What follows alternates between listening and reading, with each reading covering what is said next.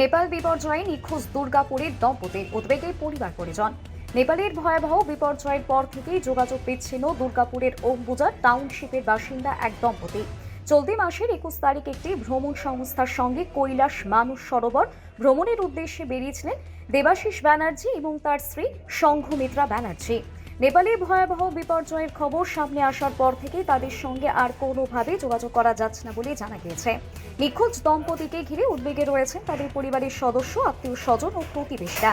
Ambuja township এলাকাতেও ছড়িয়েছে উৎকণ্ঠা। তারা কোথায় রয়েছে এবং বর্তমানে তাদের পরিস্থিতি কি তা নিয়ে পরিবারের সদস্যরা দুশ্চিন্তায় রয়েছেন। জানা গিয়েছে দেবাশিস ব্যানার্জি দুর্গাপুর ইস্পাত হাসপাতালে কর্মী ছিলেন। তার স্ত্রী সংঘমিত্রা ব্যানার্জি শিক্ষকতা করতেন। অবসর সময়ে কৈলাস মানস সরোবর ভ্রমণের উদ্দেশ্যে তারা এই যাত্রায় বেরিয়েছিলেন।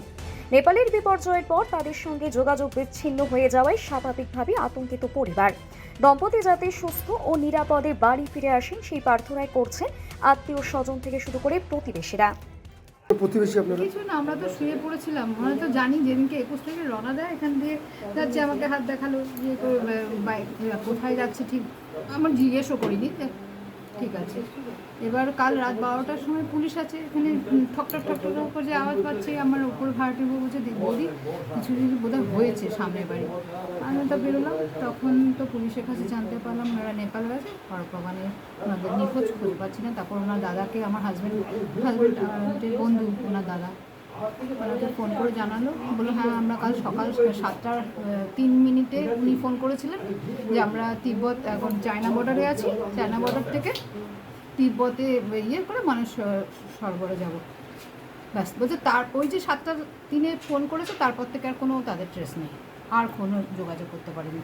মানে আপনারা কতটা উদ্বেগ রয়েছেন? হ্যাঁ, মানে আপনারা কতটা উদ্বেগ রয়েছেন? যে উদ্বেগ কি, আমি তো ইয়েই করতে পারছি না, মানে আমি এখনো বিশ্বাস করতে পারছি না যে তারা নেই। সারা রাত ঘুমোয়নি, আমার হাজব্যান্ড তো ডায়ালিসিস পেশেন্ট, ও তো ঘুমোতে পারিনি, আমি ঘুমোতে পারিনি, ছেলে কেউ না।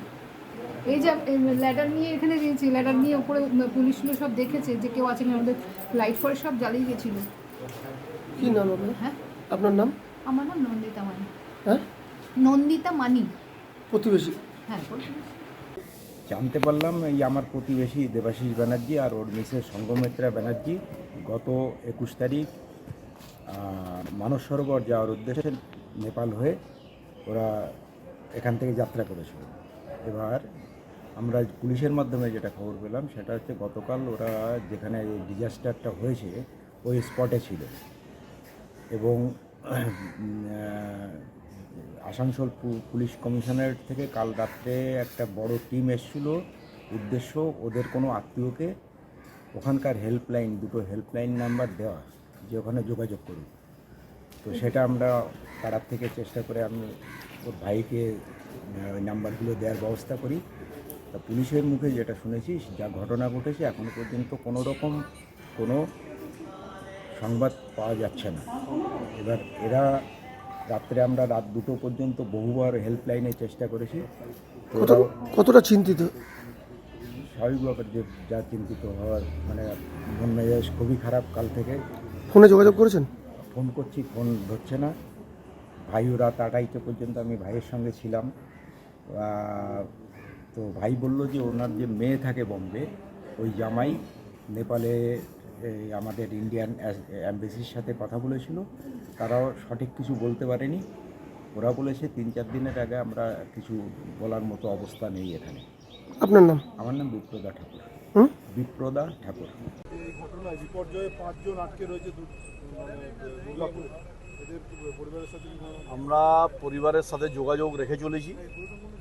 আমাদের মুখ্যমন্ত্রী হেল্পলাইন নাম্বার চালু করেছেন কালকেই। ঘটনা ঘটার সাথে সাথে সরকারি উদ্যোগ যথাযথভাবে এখানে আছে। তার সাথে ভারতবর্ষের যশস্বী প্রধানমন্ত্রী নরেন্দ্র মোদী, তিনি সমস্ত ধরনের সাহায্য অলরেডি নেপালে পাঠিয়ে দিয়েছেন এবং আমাদের মুখ্যমন্ত্রী তার দপ্তর থেকে সরাসরি এই বিষয়ে নজর রাখছেন। আমাদেরকেও প্রত্যেকটি ফ্যামিলির সাথে সম্পর্ক রাখার কথা বলেছেন। আমরা নিজের নিজের বিধানসভা কেন্দ্র অনুযায়ী বিধায়করা যারা যারা আটকে পড়েছেন তাদের পরিবারের সাথে প্রতিনিয়ত যোগাযোগে আছি এবং আমরা গভর্নমেন্টকেও তার আপডেট দিচ্ছি এবং ওখান থেকে রিকভার হলেই বাড়ি পর্যন্ত পৌঁছানোর দায়িত্ব আমাদের সরকার গ্রহণ করবে।